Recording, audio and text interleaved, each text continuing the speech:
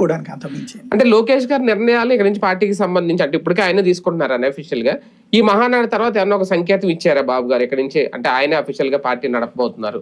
Already మొన్న working president అన్నప్పుడే అయిపోయింది. దాన్ని కార్యకర్తలు ఎలా అబ్జర్వ్ చేసుకున్నారు ఇప్పుడు చూశారు, దాన్ని అయిపోయింది, ఇంకేం ప్రాబ్లం లేదు. అంటే పార్టీ నుంచి దెర్ ఇస్ నో కాంట్రవర్సీ. సీనియర్లు ఎవరు స్వరాలు ఇప్పడం, మొన్న మధ్యన మన దగ్గర ఇద్దరు మాట్లాడారు గుర్తుంటే గనక, రెండు ఇది చేసాం మనం. వాళ్ళు ఒకప్పుడు సీనియర్లు పార్టీలో ఉన్నటువంటి వాళ్ళు, జ్యేష్ఠ రమేష్ లాంటి మాజీ ఎమ్మెల్యే కావచ్చు, తర్వాత లింగమనేని శివరాంప్రసాద్ కావచ్చు, ఇట్లాంటి వాళ్ళు, వాళ్ళకు కొంత ఫీలింగ్స్ ఉంటాయి ఆ తరానికి. అలాగే వీళ్ళు వాస్తవంగా వాళ్ళ పార్టీ పరంగా చూసుకున్నప్పుడు థర్డ్ లీడర్స్ ఫోర్త్ లీడర్స్ అవుతారు, ఫోర్త్ క్యాడర్ కిందనో వస్తారు. ఆ లెక్కన చూస్తారు తప్పించి మిగతా అసంతృప్తులు ఏమి ఎవరు లేరు కదా.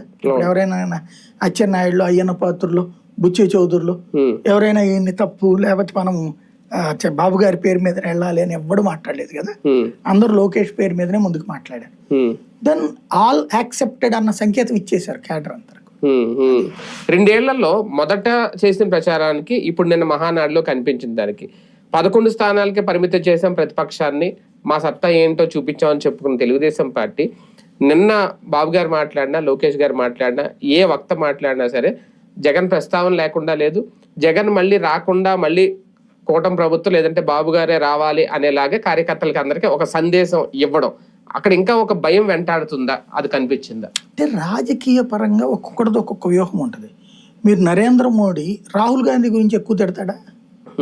ఉండదు. కాంగ్రెస్ ని ఎక్కువ తిడతాడా? ఉండదు.